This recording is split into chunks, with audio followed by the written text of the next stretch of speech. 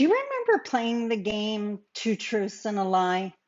It's my turn, and I tell you three facts about myself, and one of them isn't true, and it's your job to figure out which one isn't true. Well, when it comes to reconciliation, there's two truths we really got to get comfy with, so hopefully we don't end up in a lie. Let's talk about it.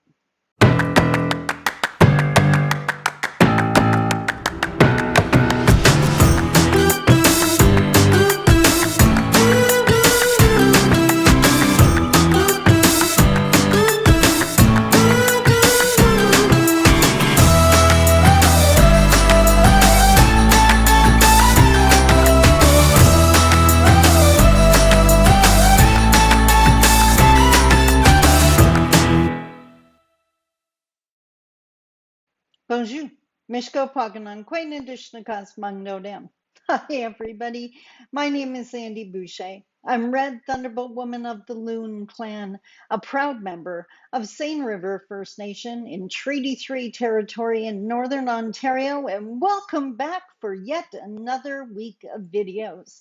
Here we talk about all things reconciliation through Indigenous eyes, offering you a perspective that maybe you don't get to hear very often. And what I love the most about the work I do is I'm not offering Indigenous perspective just on popular topics.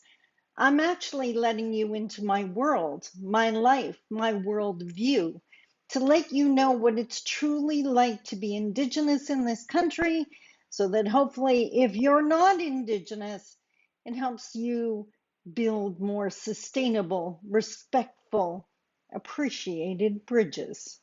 So let's jump right into it. Of course, we're starting with Monday. So that's the September 4th, 2023 blog post, and it's called Two Truths and a Lie. As I mentioned in the little intro to this video, it's a game you've probably played. But when it comes to Canadian reconciliation, there are two truths that everyone not only needs to understand, but needs to remember and embrace and bring into everyday conversations. So, what am I talking about? Well, the first truth is the past. What happened to Indigenous people over the years since the settlers arrived? And guess what? I'm not just talking about the residential school system. We know that was a horrific system that has manifested into other systems, including the present day child welfare system. But that was one piece of legislation. The fact that we needed to get passes to leave our communities, the fact that it was illegal for an Indigenous person to get a bank loan, the fact that we had to get permission to go hunting or to even see our own kids in school.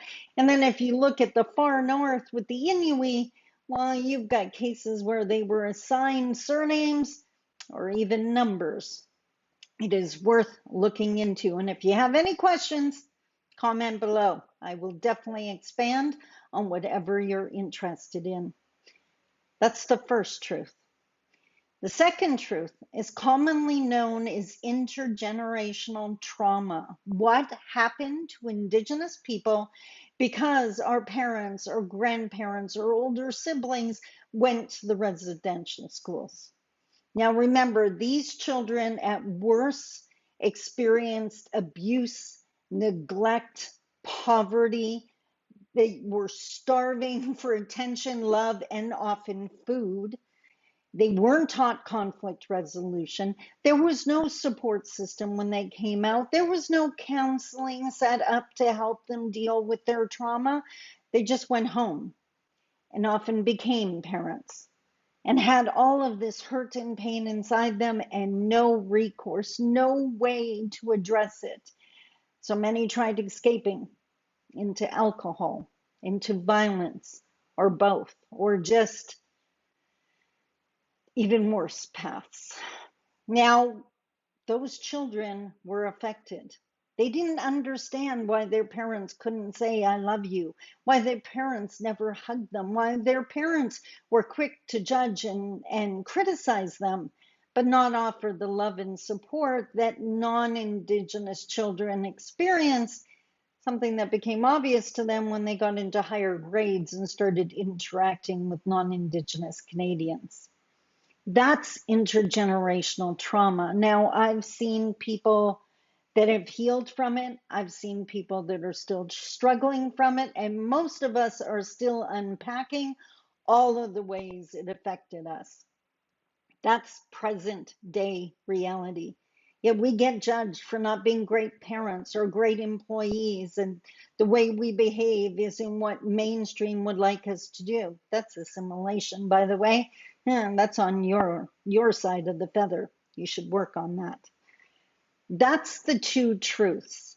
And if Canada starts remembering those realities, we can't forget them. But if Canadians start remembering those realities and incorporating them into their decisions and their interactions with us, then we can actually get closer to reconciliation. If not, then anything we do is just going to be more empty promises, the lie. I believe we can do this. I've put all my time and energy for 14 years into supporting this process.